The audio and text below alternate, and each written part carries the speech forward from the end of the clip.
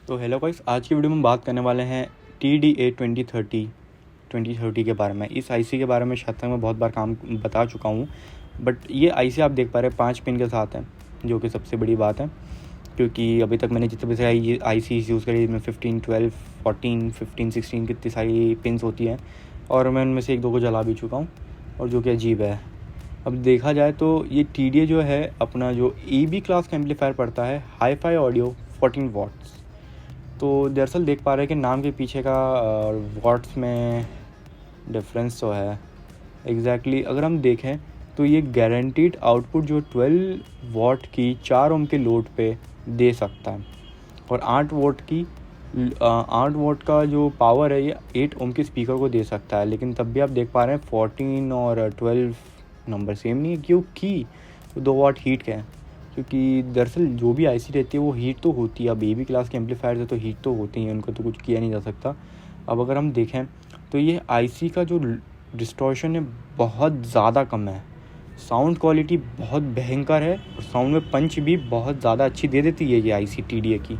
अब इसका हम अगर पावर सप्लाई देखें, maximum 18 volts plus minus DC। Plus minus आप इसको ट्रांसफार्मर से भी रन करा सकते हैं। मैंने ज़्यादातर जितने भी सारे यूट्यूब पे वीडियोस देखी हुई हैं इन एम्पलीफायर्स के बारे में, ज़्यादातर उनको ट्रांसफार्मर पे ही रन कराते हैं। कोई भी इनको बैटरी पे रन नहीं कराता, बट करा सकते हैं एक कैपेसिटर जोड़ के। ऐसी तो कोई प्रॉब्लम नहीं है कि ये सिंपली सिर्फ AC के लिए या फिर DC के लिए, बट तब भी मैं ट्रांसफार्मर यूज़ नहीं करता हूँ क्योंकि मेरा एक्सपीरियंस अच्छा नहीं उनके साथ में। अब डिफरेंशियल पावर इनपुट अपना देखें तो 15 वोल्ट्स आप दे सकते हैं, कोई प्रॉब्लम नहीं है। पीक पावर जो मतलब जो अगर आप इसको इंटेंशनली लिमिट कर देंगे फुल पावर पे, फुल वॉल्यूम पे, तो 3.5 एम्पियर पर आईसी के हिसाब से जाएगा। अब जो इसका पावर डिसिपिएशन है वो 20 वाट्स का है, जो कि ये हीट प्रोड्यूस करेगा। 20 वाट की हीट ये प्रोड्यूस कर देगा। मैक्सिमम 150 वाट्स तक 150 डिग्री सेल्सियस तक ये जा सकता है आईसी। अब हमेशा कोशिश कीजिए कि आप ओरिजिनल आईसी लीजिए, क्योंकि जो लोकल वाली आईसी आएगी वो हीट को मेरे ख्याल से, मेरे को नहीं लगता है कि उसको हैंडल कर पाएगी। अब जैसे देख पा रहे हैं कि यहाँ पे टिपिकल एप्लीकेशन जो इसका दिया हुआ है जो सर्किट है, इसमें इन्होंने डायोड यूज़ किए हुए हैं, कैपेसिटर यूज़ किए हुए हैं, रेजिस्टेंस यूज़ किए हुए हैं। ये ओरिजिनल सर्किट है जो उनके हिसाब से बनना चाहिए। अब इसमें आप देख पा रहे हैं कि यहाँ पे इन्होंने सिस्टमैटिक्स दिए हुए हैं। टेस्ट सर्किट ये अपना ये है, जो कि वही पहला वाली है। थर्मल रेजिस्टेंस जंक्शन जो कि है अपनी 3 सेल्सियस वाट के हिसाब से। पावर सप्लाई मिनिमम 6 होना चाहिए, मैक्सिमम 18 वोल्ट, उससे ज़्यादा ना, प्लस माइनस में। क्वार्टिस ड्रेन करंट जो अपना आता है वो है 60 मिली एम्प्स का मान के चलिए। इनपुट बाइस करंट जो अपना आता है वो 2UA का अपना मान के चलिए। इनपुट ऑफसेट वोल्टेज जो है प्लस माइनस 20 मिली वॉट्स, और इनपुट ऑफसेट करंट जो अपना पड़ जाता है वो है 200 NA का। आउटपुट पावर इसकी देखा जाए तो 4 ओम के लोड पे मैं बता चुका हूँ। डिस्टॉर्शन इसका बहुत ज़्यादा अच्छा, डिस्टॉर्शन नहीं होता है 0.2 से 0.5% के हिसाब से। और ये अपना जो है इसकी जो फ्रीक्वेंसी है वो 40 to 15,000 हर्ट्ज़ तक की चली जाती है।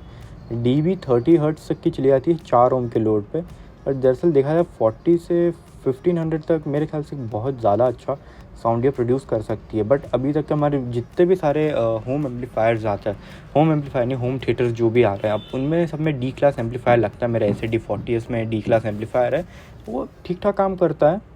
AB क्लास जितनी ही अच्छी ऑडियो प्रोड्यूस कर देता है।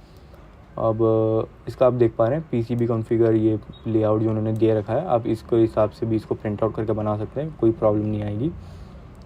अब बेसिकली अगर आप मेरे से अगर मान के चले तो मैंने अभी तक आईसी बनाया नहीं है। मैं जब बनाऊंगा तो बता दूंगा, वीडियो भी भेज देंगे। तो TDA 2030 की तो बात यहाँ पे हो गई। अब TDA 2050 की बात करते हैं।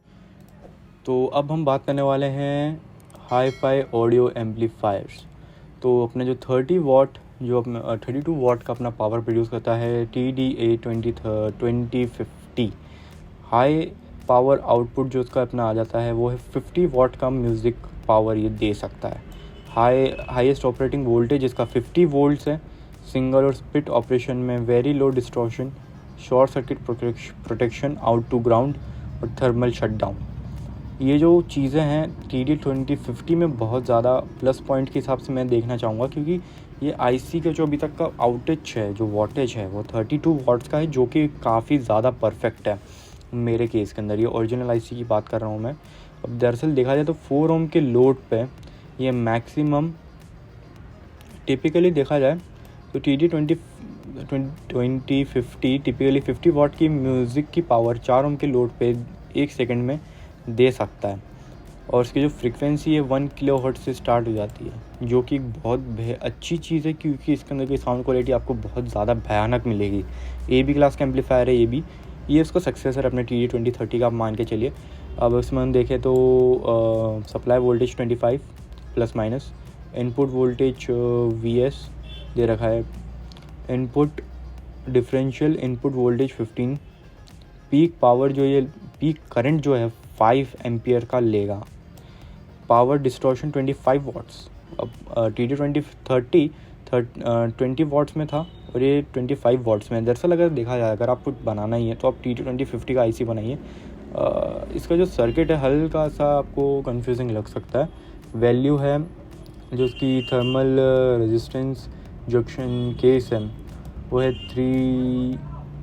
3 डिग्री सेल्सियस / वाट के हिसाब से।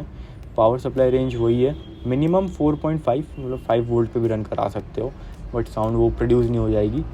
और अपना जो है 25 वोल्ट्स मैक्स है, बट ज़्यादा से केस में इसको हम लोग 12 वोल्ट से चलाते हैं। अगर हम इसको देखें तो जो इनपुट वोल्टेज ऑफसेट है वो 22 वोल्ट्स का ही है, इनपुट बायस्ड करंट है वो भी 22 वोल्ट्स का ही है, और इनपुट ऑफसेट करंट वो भी 22 वोल्ट्स का है।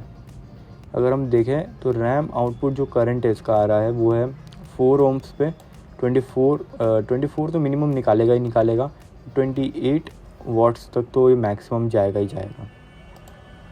और देखें 8 ओम के लोड पे 18 वाट तक की पावर निकाल ही देगा। और देखा जाए तो ये म्यूज़िक पावर जो मैं बोल रहा था, म्यूज़िक पावर वॉटेज में थोड़ी सी डिफ्रेंशिएशन है, बट तब भी 50 वाट का म्यूज़िक पावर ही दे सकता है। टोटल हार्मोनिकल डिस्टॉर्शन इसमें 0.03 0.05 के हिसाब से है, तो 4 ओम के हिसाब से, और 8 ओम के हिसाब से है 0.02 0.05। अब अगर हम देखें तो लूप गेन जो उसका वोल्टेज है वो है, दरअसल देखा जाए ओपन लूप वोल्टेज गेन जो है इसका वो है 80 dB का, क्लोज लूप गेन है इसका 30.5 dB का, और पावर बैंडविड्थ है 20 to 80,000 हर्ट्ज़।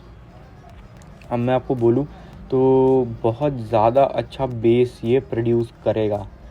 और इसका जो अपन देख पा रहे हैं total input noise A curve, जो कि बहुत ज़्यादा अच्छा है, ये बहुत ज़्यादा अच्छी साउंड प्रोड्यूस कर सकता है without any problem. Efficiency 65%, efficiency थोड़ी सी कम लगी। थर्मल शटडाउन 150 वाट पे 150 डिग्री सेल्सियस पे जाके हो जाएगा। और टिपिकली इसका जो आप देख पा रहे हैं सर्किट का जो एप्लीकेशन है वो इस हिसाब से है। TD2050 में आपको साउंड बहुत ज़्यादा अच्छा प्रोड्यूस हो जाएगा, उसमें तो कोई प्रॉब्लम नहीं है। अगर हम देखें रिकमेंडेड जो उसकी वैल्यूज़, अच्छा ये तो सारे आप देख पा रहे हैं कंपोनेंट्स कितने सारे लगेंगे इसमें, ये तो ज़्यादा नहीं है, 10-20 कंपोनेंट्स ही आप मान लीजिए। प्रिंटेड सर्किट बोर्ड ये रहा, ये ग्राफ है इसका power versus output power versus voltage का। तो हम देख पा रहे हैं कि 5 और ये मान के चलिए अपना 28 और 25 के बीच में 50 का निकाल सकता है डिस्टॉर्शन और आउटपुट पावर का। मैं बता दूं आपको, ये जो TDA की ICs रहती हैं बहुत ज़्यादा कम डिस्टॉर्शन प्रोड्यूस करती है। तो बस आज की वीडियो के लिए इतना ही।